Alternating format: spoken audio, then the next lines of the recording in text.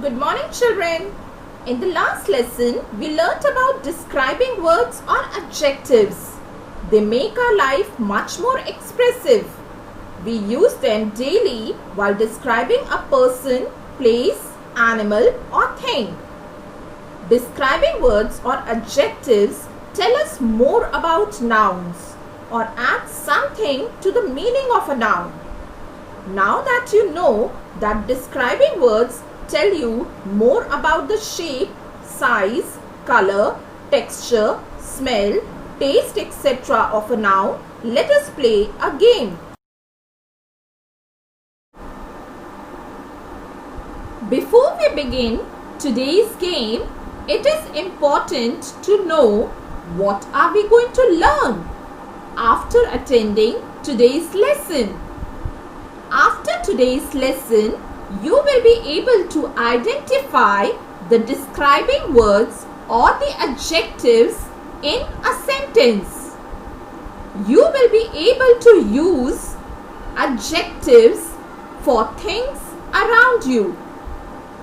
You will also be able to select the correct adjective or the describing word and use it while writing your own sentences. Look at this paper bag. Can you guess what is inside the bag?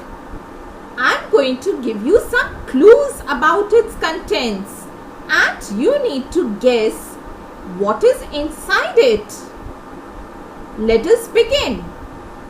It is round, healthy, sticky, juicy, orange, soft, sweet and delicious. I'm sure by now you all must have guessed the mystery item.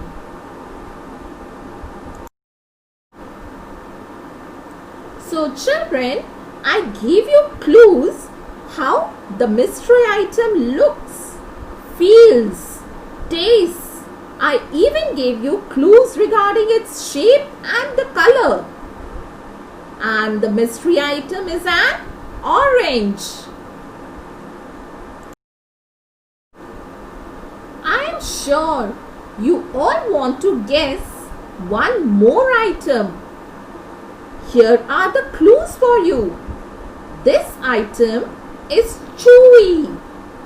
It is fruity, sticky, mouth-watering, pink, sugary, sweet and rectangular.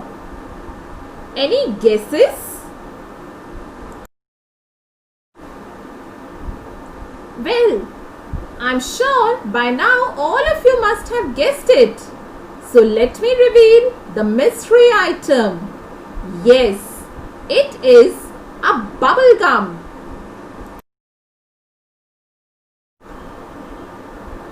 Isn't that an interesting game, children, to play with your family members and friends?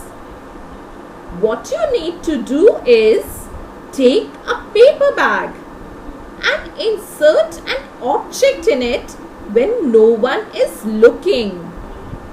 Use appropriate describing words to play the guessing game with your parents or friends whenever they are free.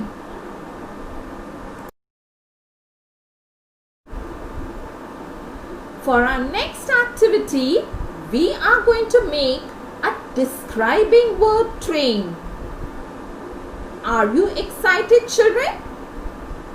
For this activity, you need to draw a train with many bogies in your rough books. The number of bogies will be same as the number of letters in your name. For example, my name is Megha, which is a 5-letter word. So I will draw a train with 5 letters written in the bogies separately. Now I have to think of a a describing word beginning with each letter of my name, which can go with my personality. I have written marvelous beginning with letter M, energetic beginning with letter E, grateful beginning with letter G, honest with letter H, and adorable with letter A. I have made my train. I am sure even you want to try your hand at making your train. If you get stuck with any of the letters, take your parents' help.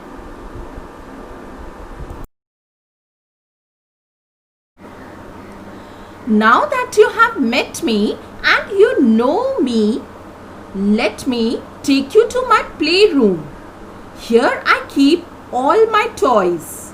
I remember to put them away after playing so that no one trips over them. I'm sure, friends, even you are putting your toys away. Would you like to have a good look at my playroom? I have prepared 4 short riddles for you with the help of describing words.